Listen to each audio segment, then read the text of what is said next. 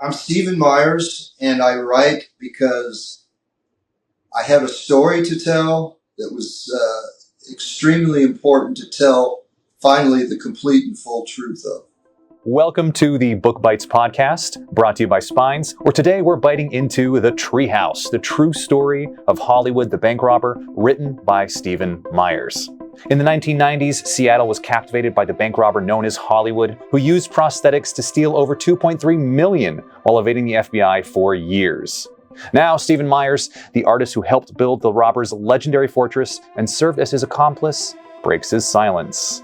I'm your host, Omri Rose, and first and foremost, Steven, welcome. Thank you. We're going to start with question number one. When you write, coffee, tea, or whiskey? When I write, it would be coffee. When I wrote, it was coffee. So what's been the best or worst reaction when someone read your book or when you told someone you were writing the book? There's never been any negative reaction to it whatsoever that I'm aware of. Everyone who has read it so far has given me, unbelievable compliments and telling me how reading this is not like reading a true crime novel in the normal format that they're normally written on. Having written it in the first person, it makes it even more personal. Mm-hmm. And so the way I wrote this coming in and out of time throughout the whole book. And this makes it for a very stimulating kind of process that normal true crime novels don't portray. Plus, I'm not a third party interpreting what I want to interpret. Yeah. As far as a person's crimes, what they truly were. And so when you were initially coming up with the idea of writing about your story, who did you tell, if anyone, or did you keep it to yourself in the beginning stages? The book was written the first year that I was in federal prison. And it was ultimately I started, there was a book written at that time up in Seattle, a true crime writer, very known. And what she did was just a complete bastardization of the truth of what happened. I mean, it was mawkish, it was naive, it was lies. And she used to be an ex-cop. And by the way, this woman herself was best friends with Ted Bundy up there in Seattle. So this gives you an insight of what kind of personality this woman is. And I mean, basically, you're dealing with extremely psychotic people in this world, as I found out. I mean, law enforcement, the judicial system, and then the media. The media was the worst because they go along with whatever narrative they're made to go along with. Is how I experience it. And they lie to you. They come to you because they want your input. They want your this. They want your that. And they lied and they compliment you. But at the end of the day, excuse me, I hate that terminology. At the end of the day, ultimately what they want is you to be set up so that they can compose the narrative that they see fit or were told to do. Wow. Did you have any alternative book titles you played with when you were working on the book? Yes, the first book title I had was actually from Dostoevsky. And let me try to think what it is, how it was. It's actually the first chapter of the book. And if I had it in front of me, I could tell you, it slips my mind, but it was a quote out of one of his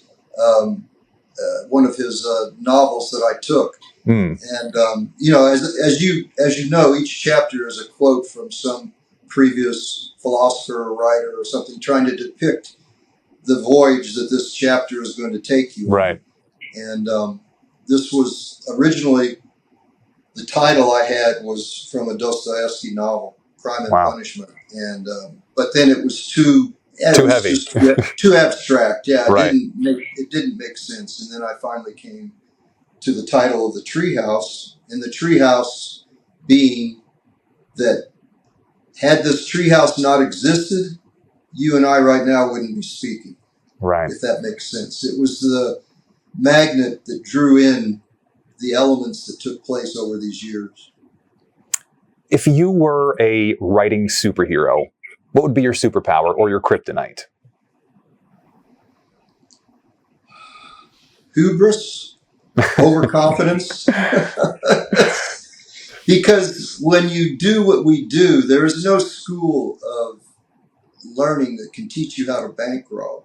You study cases, you read about cases, you study prescient things going on, around you in the cities, and you have to understand their point of view more than your own point of view.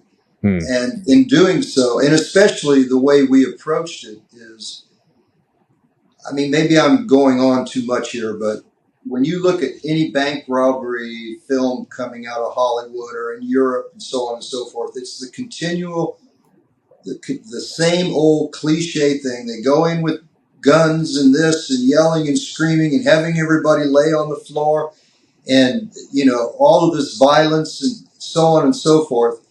And in my mind, this has been perpetrated by the government, be it CIA and FBI, who pretty much have a lot of control over Hollywood. I can't say for in Europe, but it's the same thing. And this is just not the case.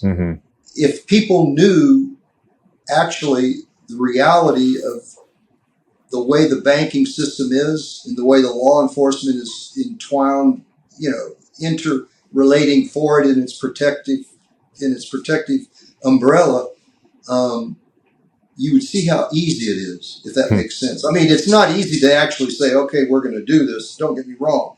It's a sacrifice. Right. But this idea that you go in shooting and all this, they want you to believe that. The governments want you to do that. That's what they want, because then they're going to come and they're going to be a hero. Once you start doing things like that, put aside the actual harm, the human harm that you have to people who are just innocent people working in banks, but the fact that you're going to be leaving all kinds of evidentiary, evidence for them to accumulate on. And sooner or later, you're finished. Right. And this is what they want. The government prides itself on getting rapers, pedophiles, violent criminals, gang members, and all that, because this makes them look needed, makes the government look needed. But when you can go in and do what they do to the humanity better than they do it, this is the worst thing that can ever happen. They hate you for it, and they'll do anything they can to get to you, and it's a humiliation. They're humiliated and they're defeated at the game they've created themselves. Wow. Looking at something a little bit more positive for a moment, what actually inspires you these days? Is there anything that does? It's strange you asked a question like that. The inspiration, it's very difficult. It's very subdued for me now because I'm at the downhill ride into my life. And I've done so much over my life, and lived in many different places in Europe and all around America. And always I always had extreme passions and a lot of energy, constant working, constant as an artist, as a sculptor, and, creating your world, business. But today I look at everything and it's a very different world. And to be inspired, I don't know. I don't have the same influx. I look at things much more calmly in a way, because I'm not trying to achieve. There's nothing more that I care to achieve in the way that I did when I was younger. Other than now, taking things much more calmly and teaching a lot of people because of the work I do. I have an ability to teach people crafts and, important techniques of building and sculpture and the arts, and antique restoration. And so I'm, maybe more like that. I just want to hand it over. I'm not trying to accomplish anything anymore. It doesn't matter. Right. Does that make sense? Sure. Yeah. So what was your actual favorite section in the book to write? I think probably the ending, which culminates in all of the personalities, because the very ending of the book, the last chapters, of course, all of that, I'm in prison. And so the activity that was going on in Seattle, in the streets, at the Treehouse, and all the different personalities that were interplaying between each other. I'm in prison. So a reader may say, well, how did he know this? How did he know this took place? Well, Scott Scurlock, who was AKA Hollywood, his girlfriend was at the Treehouse, and she and I had, we were friends long before, throughout the years before this took, before the fall happened. And so we were communicating when I was in prison, and I asked her when I was writing the book, I asked her, could you please document persons, dialogues? It doesn't have to be exact, but give me the lowdown of the police, Sean Johnson, the FBI investigator. So you were thinking about this at the time? Oh, yeah. I mean, when I was writing, I said, and she wrote me probably a 15, 20-page letter of all the different things that took place. And then plus I had articles from the newspapers that, right, reiterating different things. And I had my brother who also lived in Seattle at the time, and he was telling me what went on. And I had friends up there that were telling me what went on. And, the way the police bungled and did ridiculous things. And, it was just all of these little anecdotes filled my narrative at the end. And so the end, and it was like a eulogy to me. To me, it was like a finalization of our friendship, Scott and I, that I could actually send him off right where he wanted to be, in a sense. And that kind of culminated, that kind of ended my whole, it just ended my relationship to that. It's as if you're trying to explain a dream, and dreams are very difficult to comprehend a lot of times, and very difficult to relate to other people with, because the imagery is so profoundly scattered and mixed up. But the book enabled me to rectify the truth, show who I was through the process, show who Scott was and other players involved. And, no one is jeopardized that were working with us, throughout the years. It's just, I would say the last chapter for me, it enabled me to release everything. What would then be the one thing you really want people to take away or understand after reading the book? Is it that finality from the last chapter? Well, the finality was his eulogy in the culmination of everyone. You see the sides of the police feeling themselves to be heroic and so on and so forth, and they finally did it, and on. And then you had the friends, the different friends, and then his funeral, not his funeral, but he was cremated, and some family members and friends hiked up to the top of Mount Washington in the Olympics, and they spread his ashes, and I was able to express my feelings toward it. Scott would have never, ever gone to prison.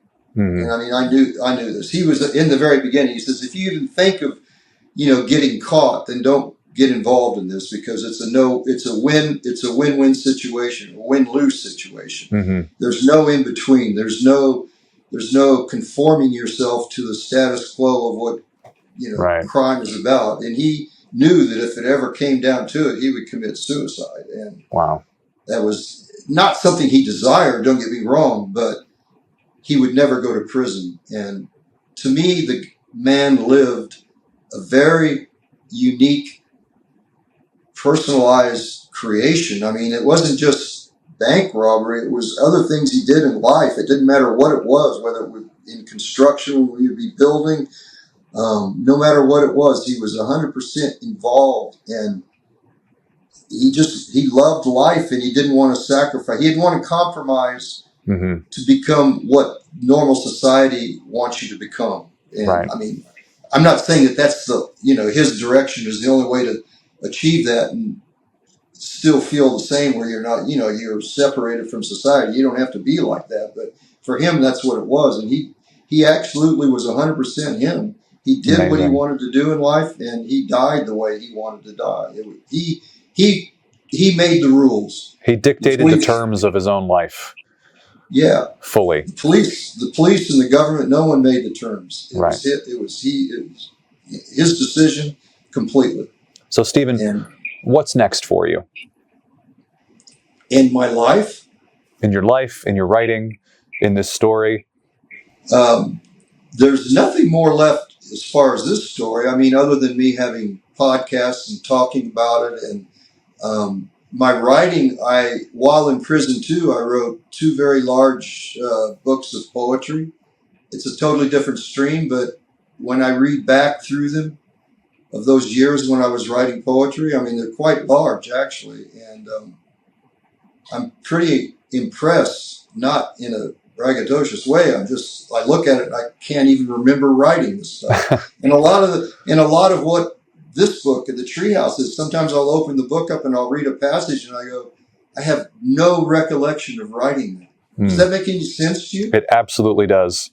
It was like this stream, this emotional, not intellectual, but this emotional release that was coming from a visceral part of my body. Because believe me, when you're living the life we lived for those 5 years, you separate yourself from society. You can't tell people what you do.